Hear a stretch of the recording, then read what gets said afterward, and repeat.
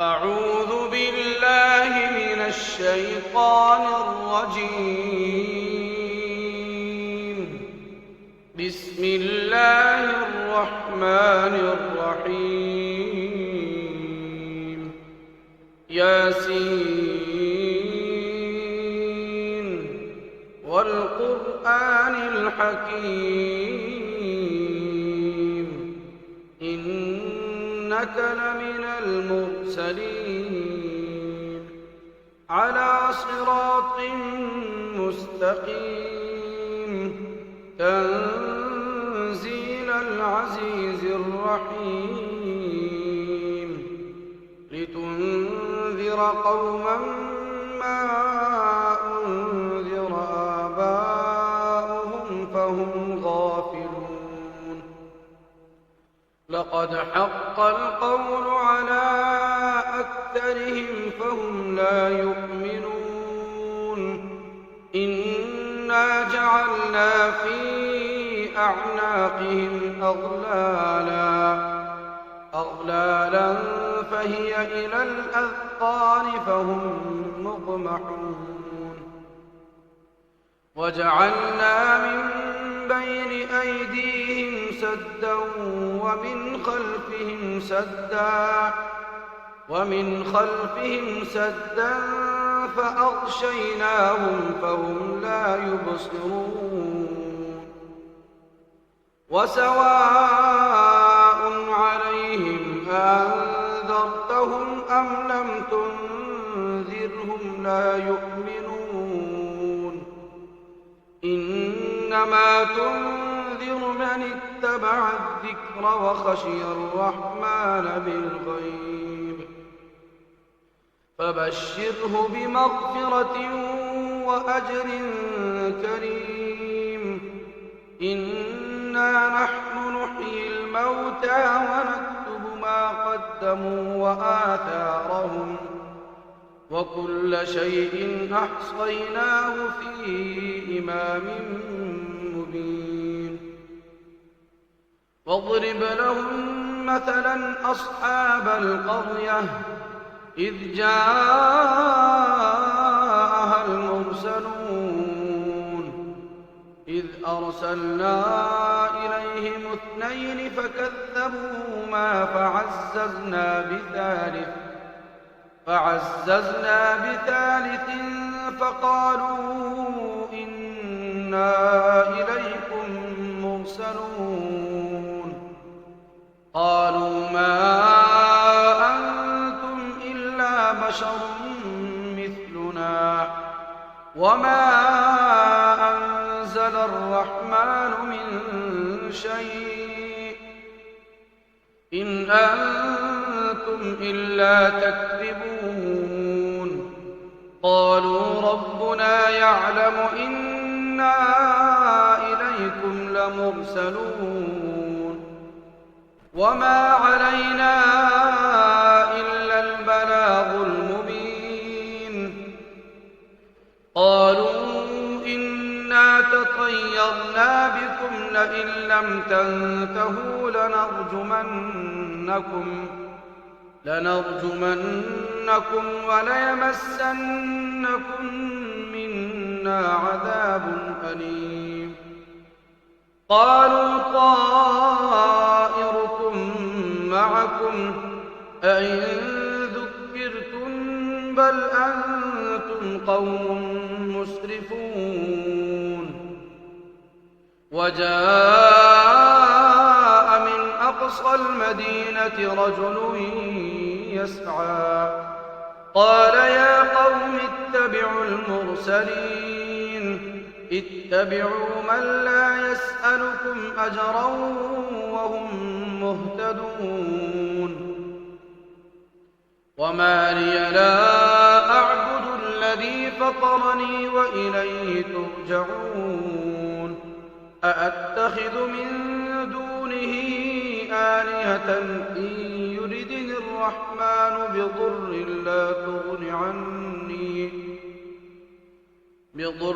لا تغن عني شفاعتهم شيئا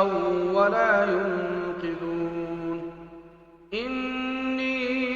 إذا لفي ضلال مبين إني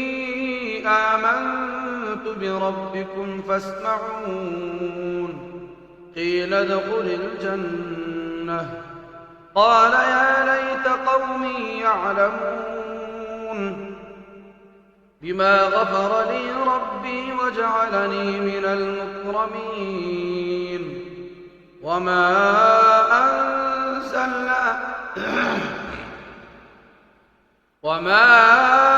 أنزلنا على قومه من بعده من جند من السماء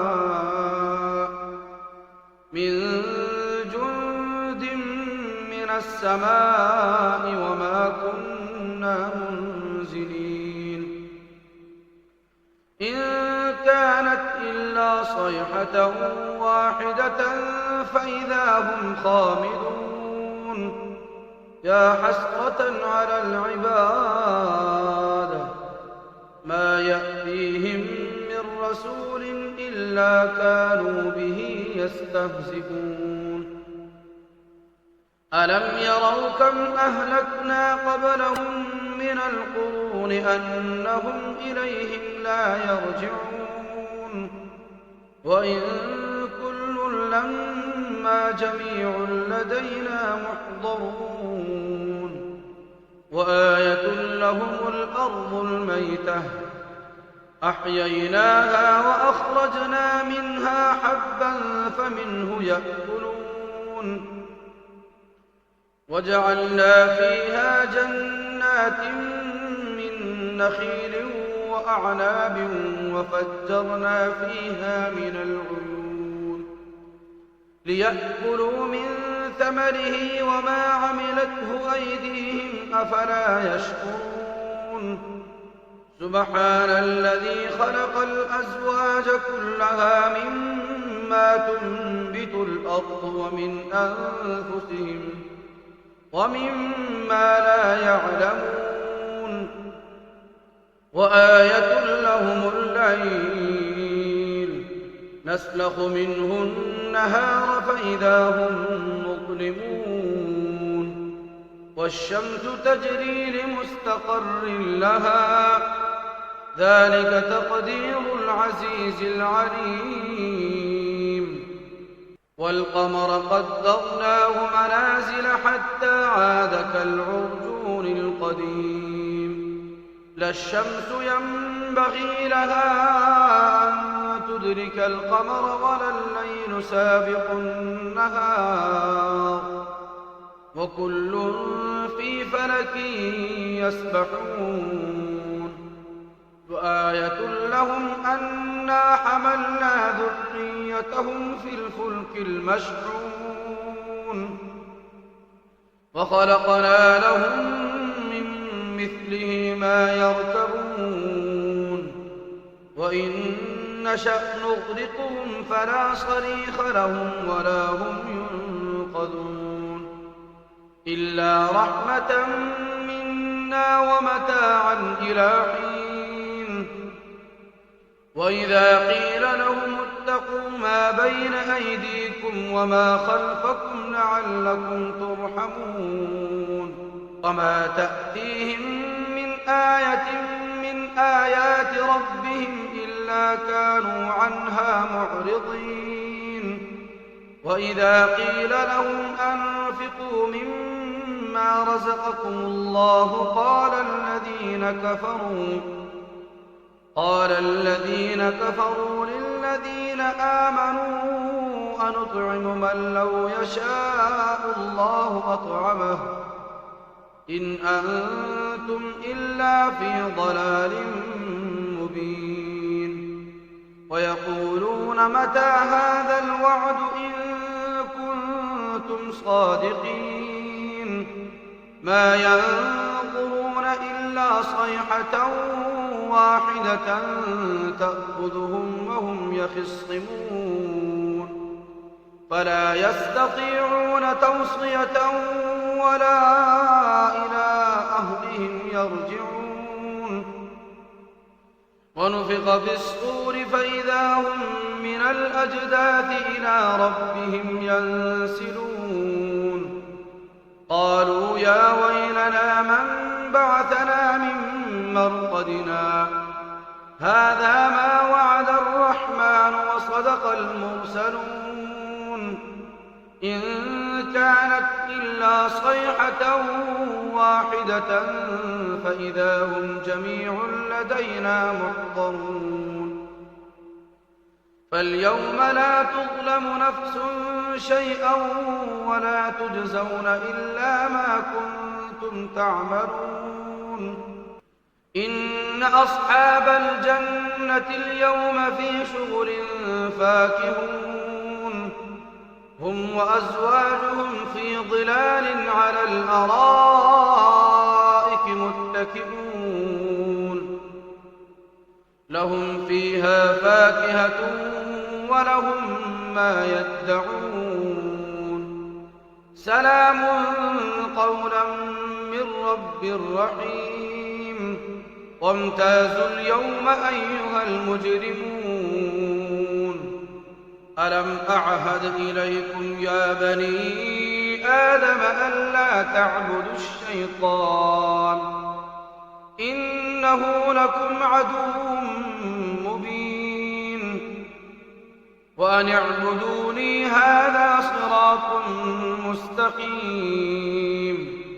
ولقد أضل منكم جبلا كثيرا أفلم تكونوا تعقلون هذه جهنم التي كنتم توعدون اصلوها اليوم بما كنتم تكفرون اليوم نختم على أفواههم وتكلمنا أيديهم وتشهد أرجلهم بما كانوا يكسبون ولو نشاء لطمسنا على أعينهم فاستبقوا الصراط فأنى يبصرون ولو نشاء لمسخناهم على مكانتهم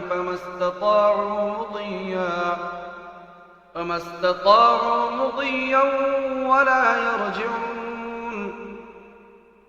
ومن نعمره ننكسه في الخلق أفلا يعقلون وما علمناه الشعر وما ينبغي له إن هو إلا ذكر وقرآن مبين لينذر من كان حيا ويحق القول على الكافرين أولم يروا أنا خلقنا لهم مما عملت أيدينا أنعاما فهم لها مالكون وذللناها لهم فمنها ركوبهم ومنها يأكلون ولهم فيها منافع ومشارب أفلا يشكرون واتخذوا من دون الله آلهة لعلهم ينصرون لا يستطيعون نصرهم وهم لهم جند محضرون فلا يحزنك قولهم إنا نعلم ما يسرون وما يعلنون أولم ير الإنسان أنا خلقناه من نطفة فإذا هو خصيم مبين وضرب لنا مثلا ونسي خلقه قال من يحيي العظام وهي رميم قل يحييها الذي أنشأها أول مرة وهو بكل خلق عليم الذي جعل لكم من الشجر الأخضر نارا فإذا أنتم منه توقدون أوليس الذي خلق السماوات والأرض بقادر على أن يخلق مثلهم بلى وهو الخلاق العليم إنما أمره إذا أراد شيئا أن يقول له كن فيكون فسبحان الذي بيده ملكوت كل شيء وإليه ترجعون. أعوذ بالله من الشيطان الرجيم. بسم الله الرحمن الرحيم. الرحمن علم القرآن خلق الإنسان علمه البيان الشمس والقمر بحسبان والنجم والشجر يسجدان والسماء رفعها ووضع الميزان ألا تطغوا في الميزان وأقيموا الوزن بالقسط ولا تخسروا الميزان والأرض وضعها للأنام فيها فاكهة والنخل ذات الأكمام والحب ذو العصف والريحان فبأي آلاء ربكما تكذبان خلق الإنسان من صلصال كالفخار وخلق الجان من مارج من نار فبأي آلاء ربكما تكذبان رب المشرقين ورب المغربين فبأي آلاء ربكما تكذبان مرج البحرين يلتقيان بينهما برزخ لا يبغيان فبأي آلاء ربكما تكذبان يخرج منهما اللؤلؤ والمرجان فبأي آلاء ربكما تكذبان وله الجوار المنشآت في البحر كالأعلام فبأي آلاء ربكما تكذبان كل من عليها فان ويبقى وجه ربك ذو الجلال والإكرام فبأي آلاء ربكما تكذبان يسأله من في السماوات والأرض كل يوم هو في شأن فبأي آلاء ربكما تكذبان سنفرغ لكم أيها الثقلان فبأي آلاء ربكما تكذبان يا معشر الجن والإنس استطعتم أن تنفذوا من أقطار السماوات والأرض فانفذوا لا تنفذون إلا بسلطان فبأي آلاء ربكما تكذبان يرسل عليكما شواظ من نار ونحاس فلا تنتصران فبأي آلاء ربكما تكذبان فإذا انشقت السماء فكانت وردة كالدهان فبأي آلاء ربكما تكذبان فيومئذ لا يسأل عن ذنبه إنس ولا جان فبأي آلاء ربكما تكذبان يعرف المجرمون بسيماهم فيؤخذ بالنواصي والأقدام فبأي آلاء ربكما تكذبان هذه جهنم التي يكذب بها المجرمون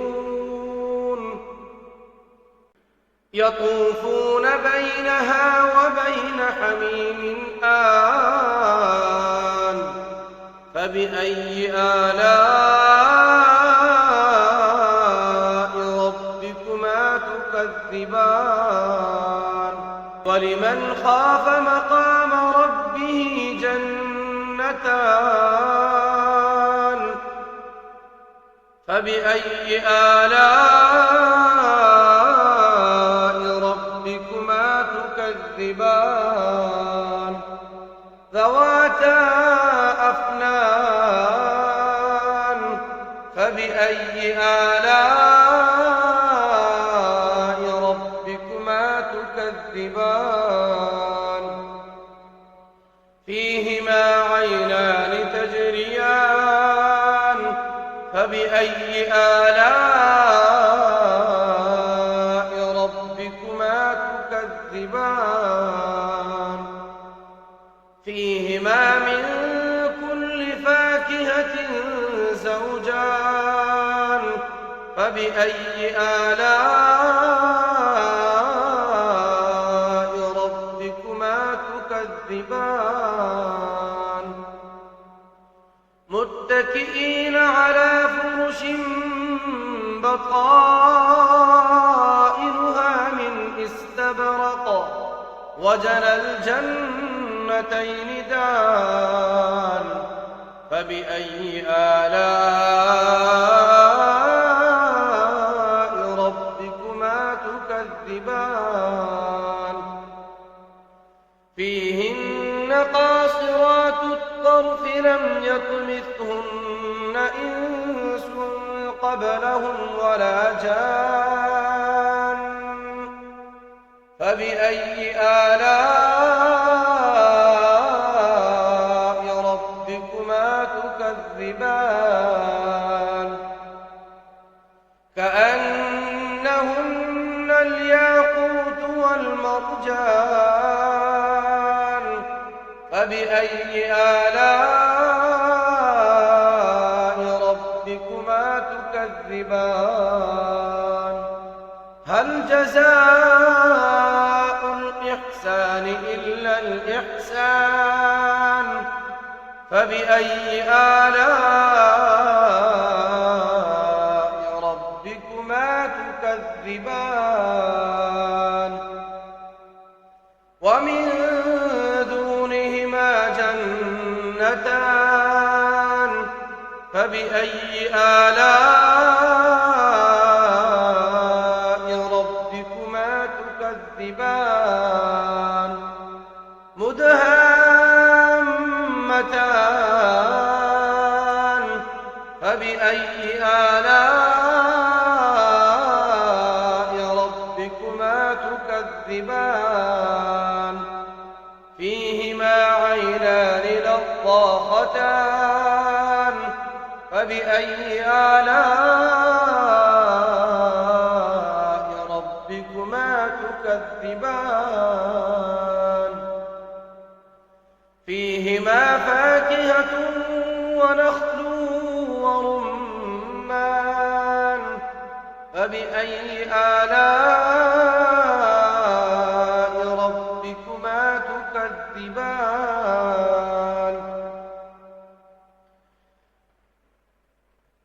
فيهن خيرات حسان فبأي آلاء ربكما تكذبان حور مقصورات في الخيام فبأي آلاء ربكما تكذبان لم يطمثهن إنس قبلهم ولا جان فبأي آلاء ربكما تكذبان متكئين على رفرف خضر وعبقري حسان فبأي آلاء ربكما تكذبان تبارك اسم ربك ذي الجلال والإكرام أعوذ بالله من الشيطان الرجيم بسم الله الرحمن الرحيم إذا وقعت الواقعة ليس لوقعتها كاذبة خافضة رافعة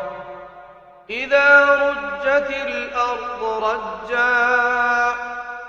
وبست الجبال بسا فكانت هباء منبثا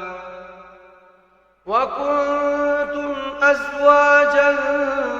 ثلاثة فأصحاب الميمنة ما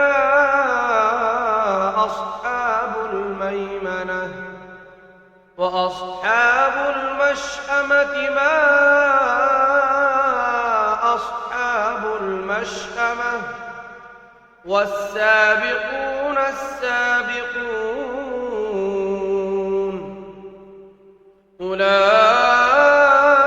أولئك المقربون في جنات النعيم ثلة من الأولين وقليل من الآخرين على سرر موضونة متكئين عليها متقابلين يطوف عليهم ولدان مخلدون بأكواب وأباريق وكأس من معين لا يصدعون عنها ولا ينزفون وفاكهة مما يتخيرون ولحم طير مما يشتهون وحور عين كأمثال اللؤلؤ المكنون جزاء بما كانوا يعملون لا يسمعون فيها لغوا ولا تأثيما إلا قيلا سلاما سلاما وأصحاب اليمين ما أصحاب اليمين في سدر مخضود وطلح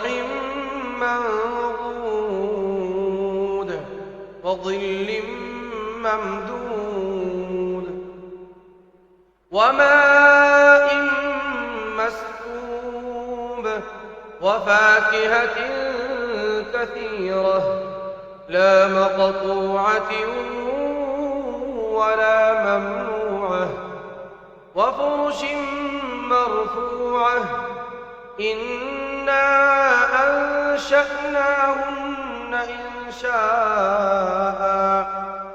فجعلناهن أبكارا عربا أترابا لأصحاب اليمين ثلة من الأولين وثلة من الآخرين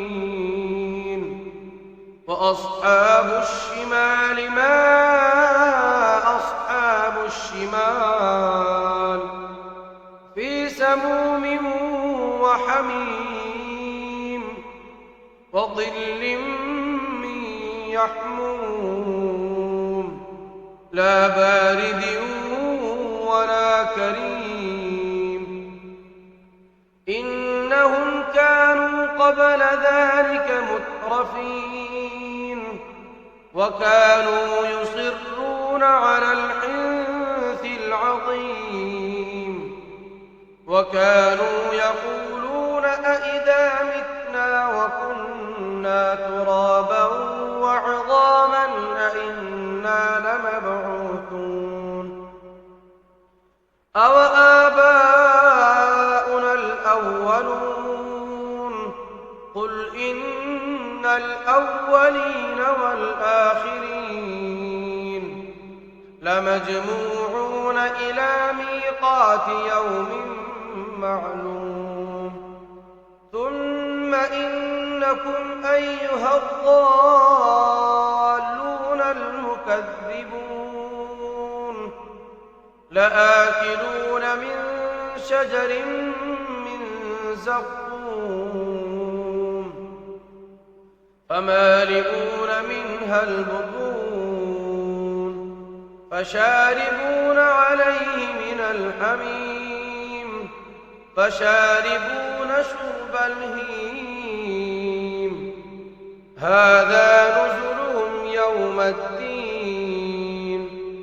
نحن خلقناكم فلولا تصدقون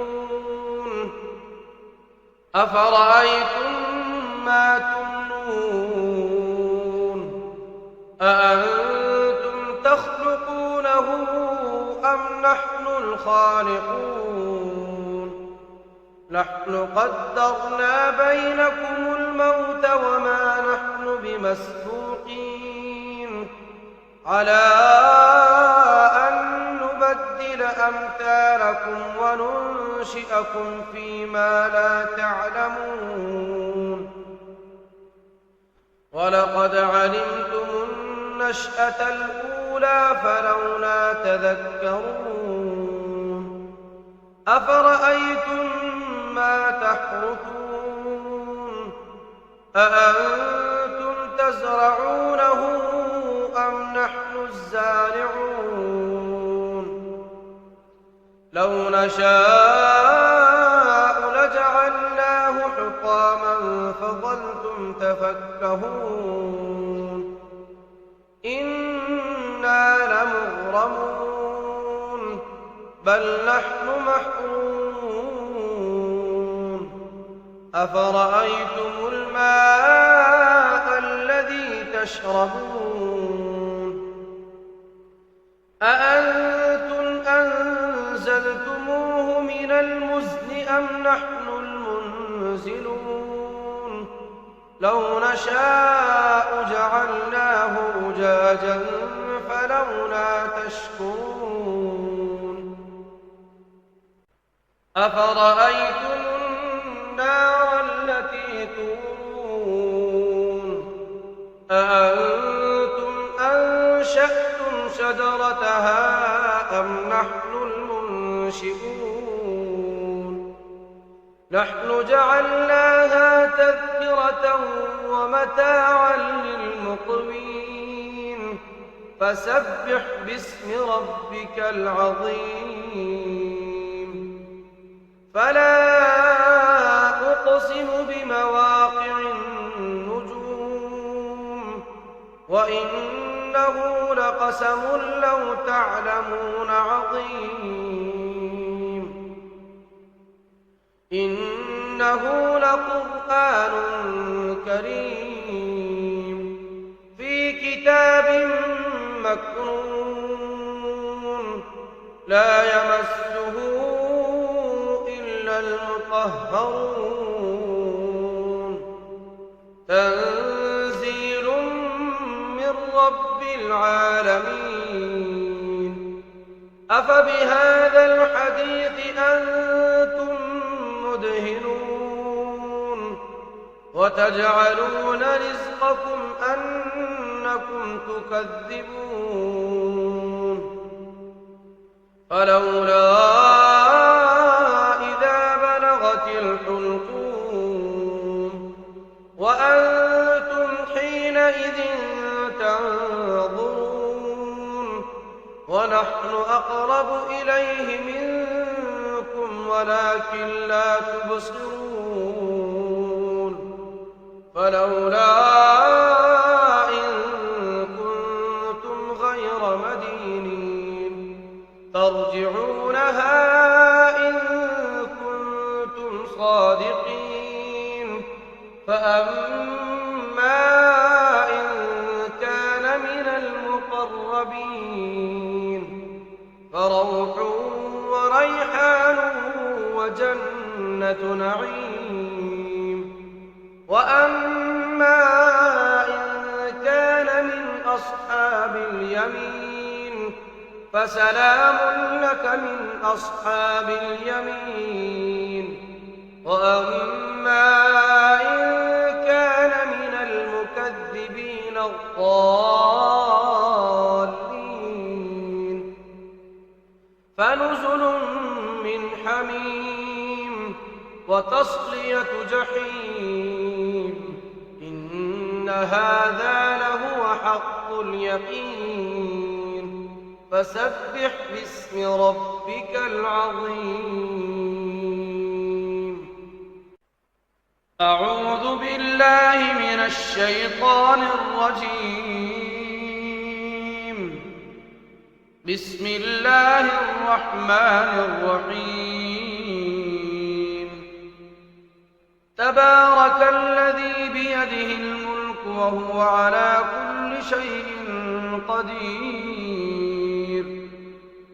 الذي خلق الموت والحياة ليبلوكم أيكم أحسن عملا وهو العزيز الغفور الذي خلق 7 سماوات طباقا ما ترى في خلق الرحمن من تفاوت فارجع البصر هل ترى من فطور ثم ارجع البصر كرتين ينقلب إليك البصر خاسئا وهو حسير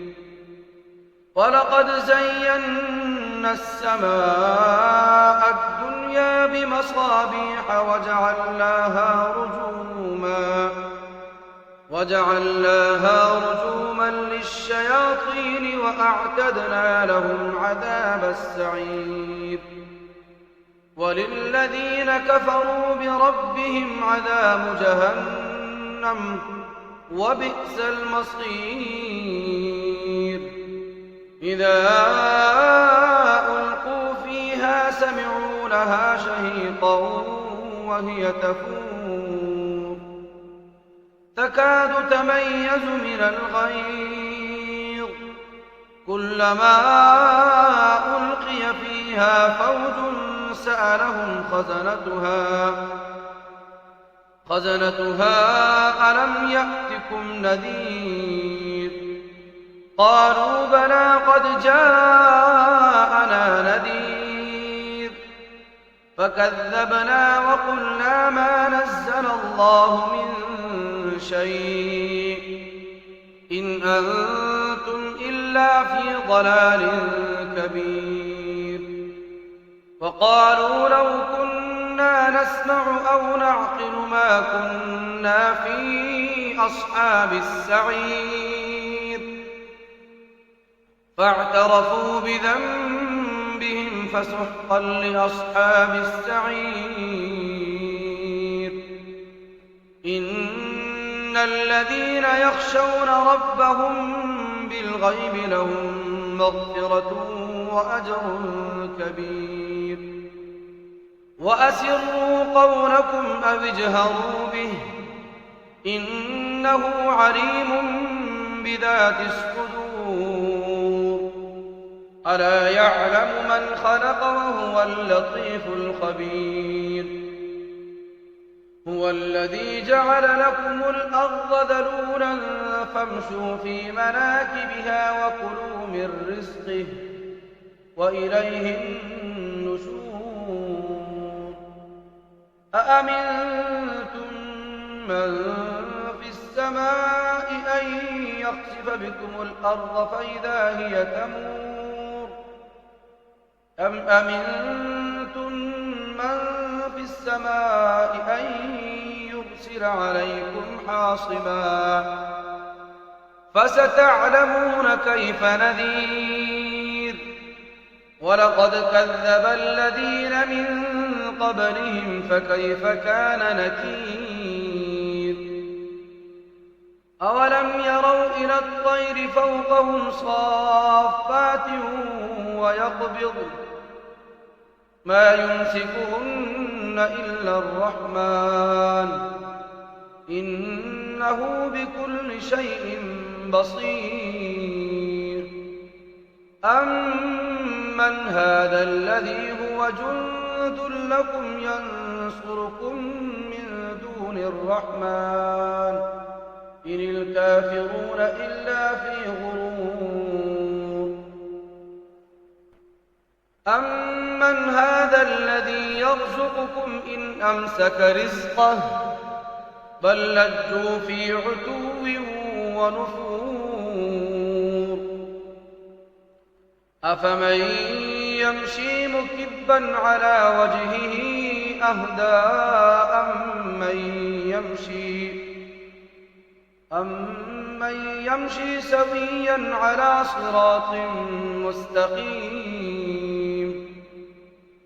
قل هو الذي أنشأكم وجعل لكم السمع والأبصار والأفئدة قليلا ما تشكرون قل هو الذي ذرأكم في الأرض وإليه تحشرون ويقولون متى هذا الوعد إن كنتم صادقين قل إنما العلم عند الله وإنما أنا نذير مبين فلما رأوه زلفة سيئت وجوه الذين كفروا وقيل هذا الذي كنتم به تدعون قل أرأيتم إن أهلكني الله ومن معي أو رحمنا فمن يجير الكافرين من عذاب أليم قل هو الرحمن آمنا به وعليه توكلنا فستعلمون من هو في ضلال مبين قل أرأيتم إن أصبح ماؤكم غورا فمن يأتيكم بماء